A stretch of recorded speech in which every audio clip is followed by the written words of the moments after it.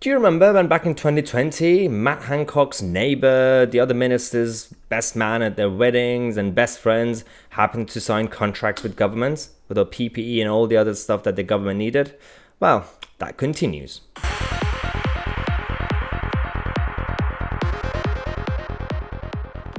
I know, it's getting tiring and repetitive, but we have to talk about it.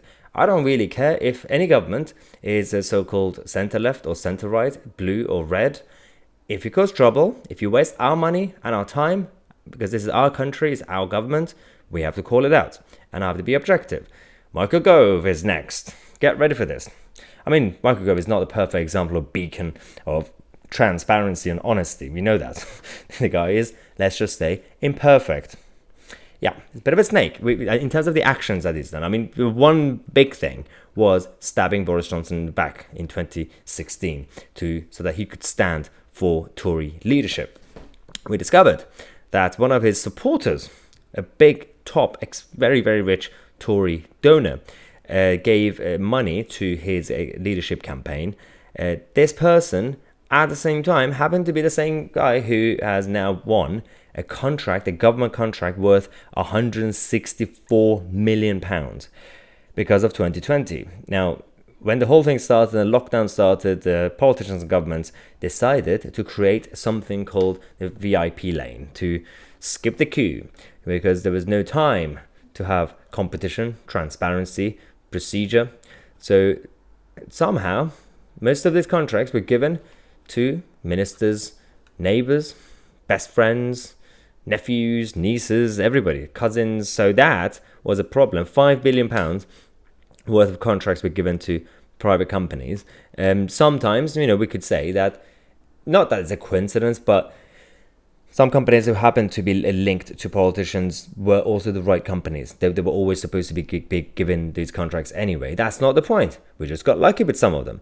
The rest, those who were in charge of some of the PPEs, some of the testings, in charge of sending migrants to 4-star hotels, running test and trace, all these programs, we know how much money we wasted. We know how many of these projects have failed.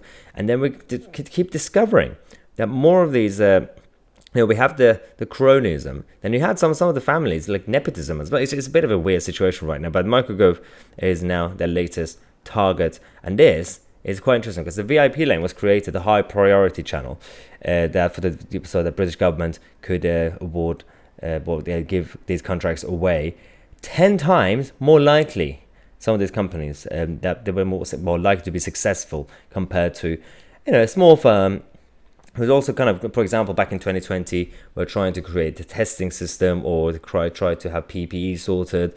They had no chance. They absolutely had no chance because there were a number of people who were self-contractors, well, essentially sole traders, try to start a small business during the first lockdown. Not only they didn't have a chance, they also did not get any support from the Treasury and Rishi Sunak. They didn't get any grants, they didn't get any sort of money because they were not counted as a big company. And that was a whole problem with a lot of people who were sole traders or they were just contractors, self-employed generally speaking, got left behind. And this is the biggest problem. How much money have we wasted on these weird projects that none of them has worked? I mean, we know they haven't worked because they are now shutting them down. Test and Trace has been shut down now because apparently that much money, £75 billion, is not enough. Maybe we should have given them more.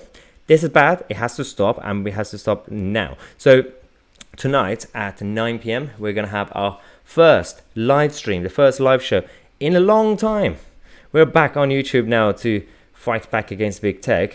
We also have the second channel that we have, the website, my2c.co.uk, is now the home of in-depth discussions and interviews, exclusive interviews. So if you want to obviously watch longer version of, not longer version of these shows, the actual long version of shows where I discuss various issues that we can't really talk about on this channel, on this platform, then definitely check out my2c.co.uk. And also, hopefully I will see you guys at 9 p.m. with our first live stream in months. I'm My2c, and we are the media.